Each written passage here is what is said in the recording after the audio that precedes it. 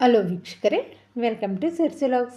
ಯಾರಿಗೆಲ್ಲ ನೆಗಡಿ ಬಂದು ಬಾಯಿ ಕೆಟ್ಟಿರುತ್ತೆ ಅಂಥವ್ರಿಗೆ ಇದು ಏಳಿ ಮಾಡಿಸಿದಂಥ ರಸಮ್ ಅಂತ ಹೇಳ್ಬಹುದು. ಇದು ನಾಲಿಗೆಗೆ ಒಂದು ಹೊಸ ರುಚಿಯನ್ನು ತಂದುಕೊಡುತ್ತೆ.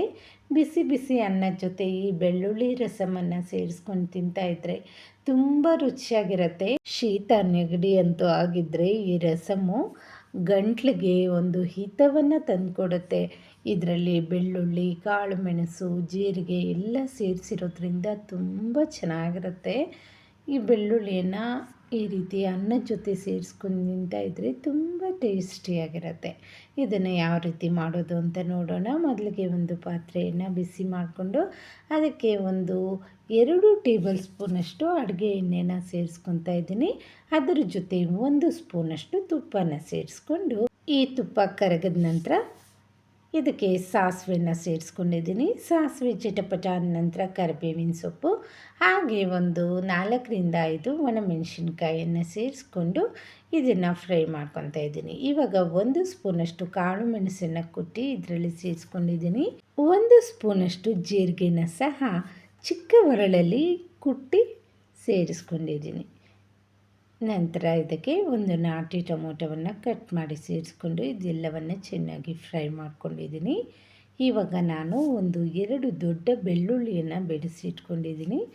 ಅದನ್ನೆಲ್ಲ ಇದರಲ್ಲಿ ಸೇರಿಸ್ಕೊಂಡು ಚೆನ್ನಾಗಿ ಎಣ್ಣೆಯಲ್ಲಿ ಸ್ವಲ್ಪ ಹೊತ್ತು ಫ್ರೈ ಮಾಡ್ಕೋಬೇಕು. ಇದನ್ನು ಬೆಳ್ಳುಳ್ಳಿ ಜಾಸ್ತಿ ಆಗಿದಷ್ಟು ಟೇಸ್ಟು ಚೆನ್ನಾಗಿ ಬರುತ್ತೆ.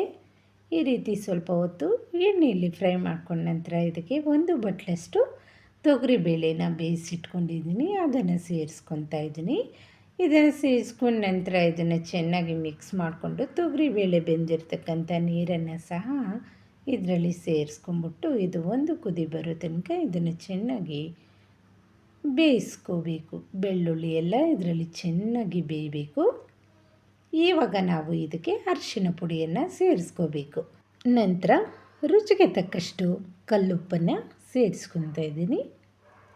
ಅರಿಶಿನ ಪುಡಿಯನ್ನು ಒಗ್ಗರಣೆಯಲ್ಲಿ ಹಾಕಿ ಎಲ್ಲ ಫ್ರೈ ಮಾಡೋಕ್ಕೆ ಹೋಗಬಾರ್ದು. ಹಾಗೆ ಮಾಡಿದ್ರೆ ಅದರಲ್ಲಿರ್ತಕ್ಕಂಥ ಔಷಧಿಯ ಗುಣ ನಮಗೆ ಸಿಗೋದಿಲ್ಲ. ಈ ರೀತಿ ಕುದೀತಾ ಇರೋವಾಗ ಸೇರಿಸ್ಕೊಂಡ್ರೆ ಅದರಲ್ಲಿರ್ತಕ್ಕಂಥ ಔಷಧಿ ಗುಣ ಹಾಗೆ ಉಳಿಯುತ್ತೆ. ಸ್ವಲ್ಪ ಹುಣಸೆ ಹಣ್ಣನ್ನು ನೆನೆಸ್ಬಿಟ್ಟು ಆ ನೀರನ್ನು ಸೇರಿಸ್ಕೊಂಡಿದ್ದೀನಿ. ಹಾಗೆ 1 ಸ್ಪೂನಷ್ಟು ರಸಮ್ ಪೌಡರು, ಒಂದು ಅರ್ಧ ಸ್ಪೂನಷ್ಟು ಬೆಲ್ಲ, ಇದನ್ನೆಲ್ಲವನ್ನು ಸೇರಿಸ್ಕೊಂಡು ಇದನ್ನು ಮಿಕ್ಸ್ ಮಾಡಿಕೊಂಡು ಒಂದು 2 ಕುದಿ ಬಂದರೆ ಸಾಕು. ಸ್ಟವನ್ನು ಆಫ್ ಮಾಡ್ಕೋಬೇಕು. ರಸಮ್ಮು ಜಾಸ್ತಿ ಹೊತ್ತು ಕುದಿಸ್ಬಾರ್ದು. ಲಾಸ್ಟಲ್ಲಿ ಇದಕ್ಕೆ ಕೊತ್ತಂಬರಿ ಸೊಪ್ಪನ್ನು ಸೇರಿಸ್ಕೊಂಡ್ರೆ ರಸಮ್ಮು ರೆಡಿಯಾಗತ್ತೆ. ಈ ಬೆಳ್ಳುಳ್ಳಿ ರಸಮ್ ಅಂತೂ ಟೇಸ್ಟು ಡಿಫ್ರೆಂಟಾಗಿ ತುಂಬ ಚೆನ್ನಾಗಿರುತ್ತೆ. ನಾವು ಯಾವಾಗೂ ರಸಮ್ ಮಾಡ್ತಾಯಿರ್ತೀವಿ. ಈ ರೀತಿ ಒಮ್ಮೆ ಬೆಳ್ಳುಳ್ಳಿ ರಸಮನ್ನು ರೆಡಿ ಮಾಡಿಕೊಂಡ್ರೆ ನಮಗೆ ಡಿಫ್ರೆಂಟಾಗಿರುತ್ತೆ. ಹಾಗೆ ಟೇಸ್ಟು ಸಹ ಚೆನ್ನಾಗಿರುತ್ತೆ.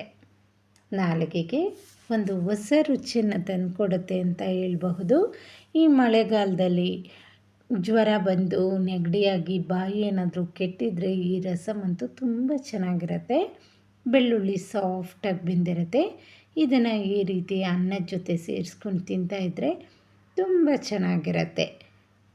ಮಕ್ಕಳಿಗೂ ಸಹ ಈ ಮಳೆಗಾಲದಲ್ಲಿ ಇದನ್ನು ಮಾಡಿಕೊಟ್ರೆ ಅವ್ರಿಗೆ ನಾಲಿಗೆಗೆ ಹಿತವಾಗಿರುತ್ತೆ. ಹಾಗೆ ಗಂಟ್ಲಿಗೂ ಸಹ ತುಂಬ ಒಳ್ಳೆಯದು.